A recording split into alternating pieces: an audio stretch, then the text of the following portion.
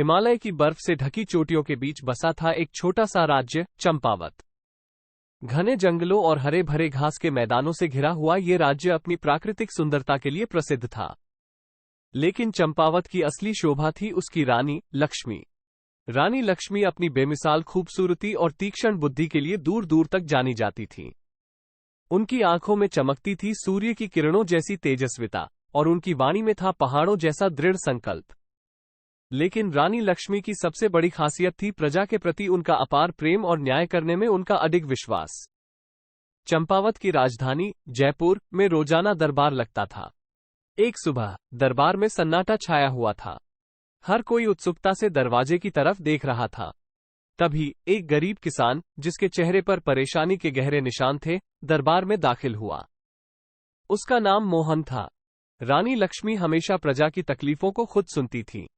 उन्होंने दरबारियों को आदेश दिया कि मोहन को उनके सामने लाया जाए। मोहन रानी लक्ष्मी के सामने खड़ा हुआ और घबराते हुए उन्हें प्रणाम किया। रानी लक्ष्मी ने मोहन को देखते ही पूछा, मोहन, तुम इतने परेशान क्यों दिख रहे हो? क्या कोई तकलीफ है? मोहन ने हिचकिचाते हुए कहा, रानी मां, मेरी जमीन छीनी जा रही है। उसकी बात सुनकर रानी लक्ष्मी चौंक गईं। उन्होंने पूछा, तुम्हारी जमीन कौन छीन रहा है? मोहन ने बताया कि जंगल के एक लालची व्यापारी ठाकुर रणवीर सिंह उसकी जमीन पर जबरदस्ती कब्जा करना चाहता है। रणवीर के पास धन दौलत की कोई कमी नहीं थी, लेकिन वो मोहन की जमीन हथियाना चाहता था। मोहन ने आगे कहा, लोग कहते हैं कि मेरी जमीन के नीचे सोने का खजाना है, इसलिए रणवीर मेरी जमीन हड़पना चाहता है। रानी लक्ष्मी ने मोहन की बात ध्यान से सुनी और फिर पूछा, क्या तुमने राजा को इस बारे में बताया? मोहन ने सिर झुकाते हुए कहा, रानी मां, राजा जी को रणवीर सिंह का डर है। उन्होंने मेरी कोई मदद नहीं की। रानी लक्ष्मी सुनकर गुस्से से भर उठी। उन्होंने कहा, मोहन, घबराओ मत। चंपावत में जब तक रानी लक्ष्मी है, तुम्हें कोई अन्याय नहीं होगा। तुम्हें जरूर न्याय मिलेगा। मोहन को रानी लक्ष्मी के शब्दों से थोड़ी राहत मिली। वो उन्हें प्रणाम करके दरबार से बाहर चला गया। रानी लक्ष्मी जानती थी कि रणवीर सिंह का डर राजा के मन में है, इसलिए उन्होंने इस मामले को खुद अपने हाथों में लेने का फैसला किया। अगले दिन रानी लक्ष्मी ने दरबार में सभी दरबारियों और राजा को आदेश दिया कि कल सुबह उन्हें मोहन की जमीन पर चलना है। साथ ही उन्होंने अपने सबसे विश्वासपात्र सैनिकों के एक दल को चुपके से मोहन की जमीन पर पहुंचने और वहां छिपकर रहने का आदेश दिया। रानी लक्ष्मी चाहती थी कि रणवीर सिंह कोई चालबाजी न करे। दूसरे दिन सुबह होते ही रानी लक्ष्मी राजा, दरबारियों और रणवीर सिंह के साथ मोहन की जमीन पर पहुंची। रास्ते में रानी लक्ष्मी ने राजा को समझाया, प्रिय महाराज, आप राज्य के रक्षक हैं। प्रजा को न्याय दिलाना आपका कर्तव्य है। रणवीर सिंह धनवान हो सकता है, लेकिन उसे ये हक नहीं है कि किसी की जमीन छीन ले। राजा ने रानी लक्ष्मी की बातों को मानते हुए सिर हिलाया। वे जानते थे कि रानी लक्ष्मी हमेशा सही का साथ देती है। मोहन की जमीन जंगल के किनारे स्थित थी। वहां पहुंचने पर रणवीर सिंह ने फिर से वही दावा किया, ये जमीन मेरी है। मेरे पूर्वजों ने इसे खरीदा था। रानी लक्ष्मी ने मुस्कुराते हुए कहा, ठाकुर रणवीर सिंह, आपके पास इस जमीन के मालिक होने का कोई सबूत है? रणवीर सिंह घबरा गया। उसके पास कोई लिखित दस्तावेज नहीं था। उसने झूठ बोलने की कोशिश की, लेकिन रानी लक्ष्मी ने उसे रोक दिया।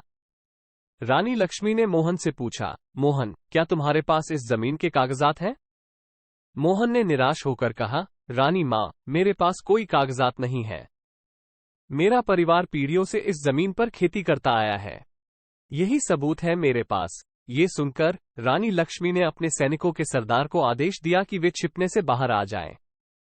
सैनिक अचानक से मोहन की जमीन पर चारों तरफ से प्रकट हो गए। उन्हें देखकर रणवीर सिंह बुरी तरह घबरा गया। रानी लक्ष्मी ने सैनिकों के सरदार से पूछा, तुम यहां क्यों हो? सरदार ने जवाब दिया, रानी मां, आपने हमें इस जमीन की रखवाली करने का आदेश दिया था। हम रात से ही यहां छिपकर रह रहे हैं। ये सुनकर रणवीर सिंह समझ गया कि उसका खेल खत्म हो गया है।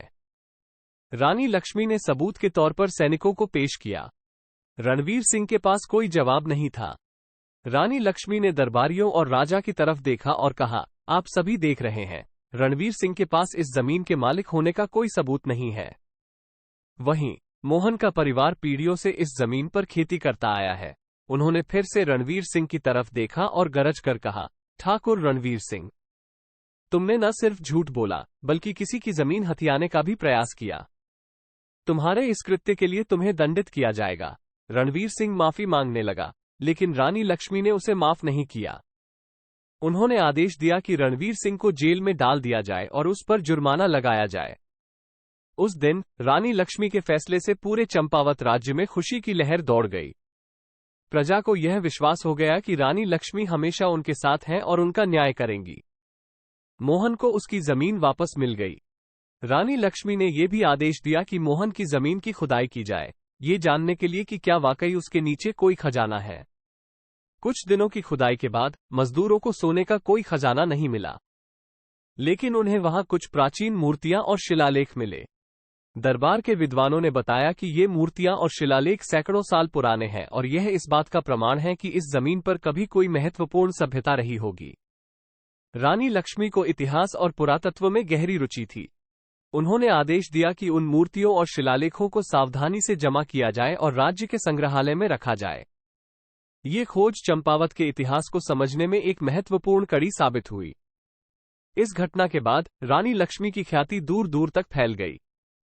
उनकी बुद्धिमानी और न्यायप्रियता की चर्चा हर तरफ होने लगी। राज्य की सीमाओं से पर भी लोग रानी लक्ष्मी के दरबार में इंसाफ की उम्मीद लेकर आने लगे। रानी लक्ष्मी ने कभी किसी को निराश नहीं किया। उन्होंने हमेशा सच्ची जांच पड़ताल करके निष्पक्ष फैसला सुनाया। एक दिन पड़ोसी राज्य के एक राजकुमार युवराज विक्रमादित्य चंपावत दरबार में हाजिर हुए। वे रानी लक्ष्मी से न्याय की गुहार लगाने आए थे। उन्होंने बताया कि उनके पिता राजा जय सिंह बीमार हैं और उनके कुछ मंत्री राजा जय सिंह को जहर देकर राजगद्दी हथियाने की साजिश रच रहे हैं। युवराज विक्रमादित्य के आरोप गंभीर थे। रानी लक्ष्मी ने उन्हें शांत रहने का आश्वासन दिया और जांच के आदेश दिए। रानी लक्ष्मी के जासूस पड़ोसी राज्य गए और वहां गुप्त रूप से जांच की। कुछ ही दिनों में उन्हें सबूत मिल गए। रानी लक्ष्मी ने युवराज विक्रमादित्य को वापस बुलाया और उन्हें बताया कि उनके आरोप सही साबित हुए हैं। उन्होंने चंपावत के कुछ सैनिकों को युवराज विक्रमादित्य के साथ पड़ोसी राज्य भेजने का फैसला किया।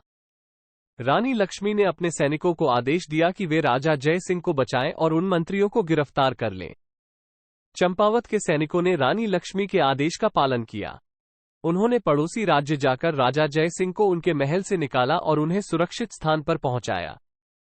साथ ही उन्होंने उन मंत्रियों को भी गिरफ्तार कर लिया जो राजा जय सिंह को जहर देने की साजिश कर रहे थे।